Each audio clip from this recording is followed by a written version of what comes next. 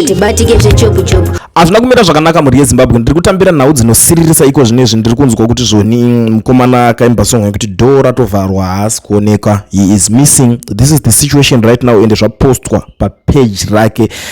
Ndine urombo kunzwa nyaya dzakadai so.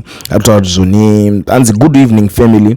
Muri yeZimbabwe tine urombo kukuzivisai kuti muimbi wenyu Donetta Kelvins is missing.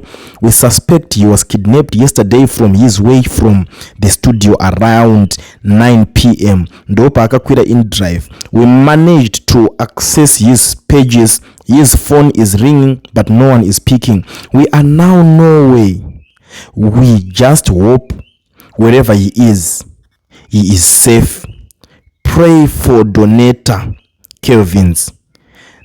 Management yake ndo mashoko airi kutaura kuti mukomana haasi kuoneka. Zvinova zvinhu zvinosiririsa muri yeZimbabwe kunzwa mashoko akadai so kunzi munhu haasi kuoneka. Zvinhu zvinongo unoziva kuti unopedzera worried.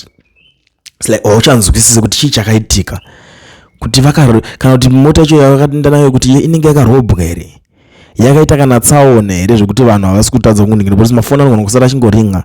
Chii chiri kunyatsoitika but mafoni ari kunzi ari kungoningirira. Ndizvo zvinhu zviri kutadza kunzwisisika panapa kuti chii chiri kuitika. But by the way, I encourage munhu wese, especially kune vaimbi vese, munofanira kunge mafoni enyu ane ngiriginiya yekuti unoisa inenge wanofanira wana access kune phone yako, be it management or something, in case panekazoitika zvine zvaitika vanokwanisa kuzotreka kuziva kuti zvazofamba sei, chii chaitika, kana irenga iri driving yanhingirikina. Zvakungoita mazuva ano unokwanisa kungolinka nenhingirikina, especially munoshandisa maiPhone, kwanisa kungolinka necomputer yako or whatever. Zvinova easy kuti vaone even macommunications, zvinova easy kuti vaone kuti kana irenga iri InDrive yacho vanga vatsvaga ndiani weInDrive iye, vokwanisa kuzoita get in touch neInDrive yacho iyoyo. It's something chekuti hamufanira kuzviignore, especially mimi wacho munenge muchizvitema managers evaimbi.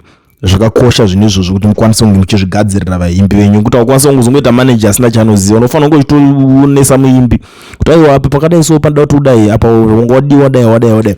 But anyway, handisina nyawapedza nguva chinyawataura nyaya iyoyi muri yeZimbabwe, because inyaya iri kusiririsa yatiri kunzwa kuti mukomana haasi kuoneka. Saka kune vanenge vazongomuonawo, please help. Zvakakosha, shoko ngarifambe. Kana watolike this video unenge watobatsira kufambisa shoko.